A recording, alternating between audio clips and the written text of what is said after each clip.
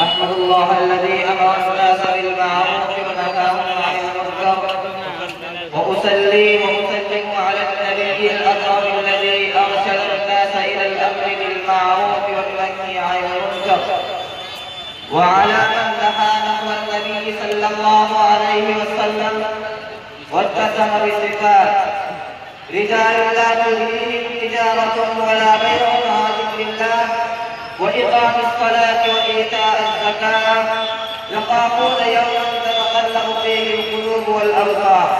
أما بعد فأعوذ بالله من الشيطان الرجيم.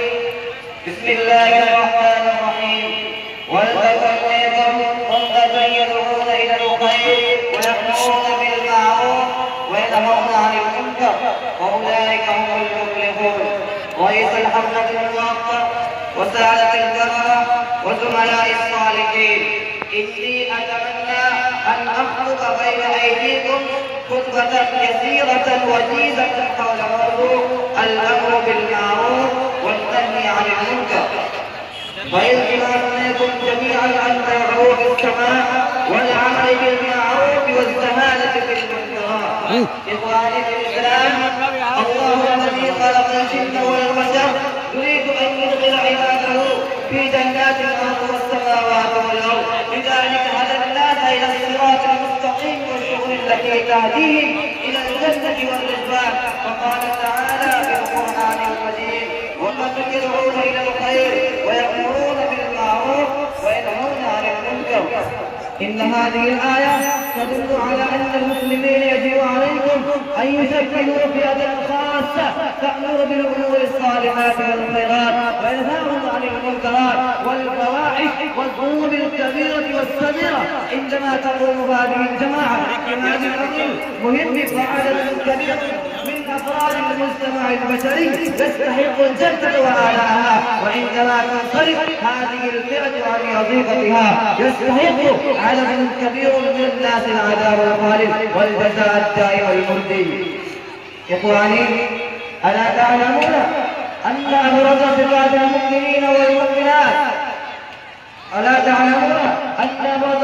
المؤمنين والمؤمنات وينهاهم عن المنكرات والصلاة ويؤتون الزكاة. إن الله تعالى قدم ذكر الأمر بالمعروف والنهي عن المنكر ثم ذكر إقام الصلاة وإيتاء الزكاة. هذا الأمر من الذكر يدل على أهمية الأمر بالصلاة والزكاة والخير والفلاح والسعادة والنهي عن الشرك وشرب الخمر والزنا والكذب والمكر والظلم والجور والكبرياء والكفر والكفر بالله والفسق والفجور.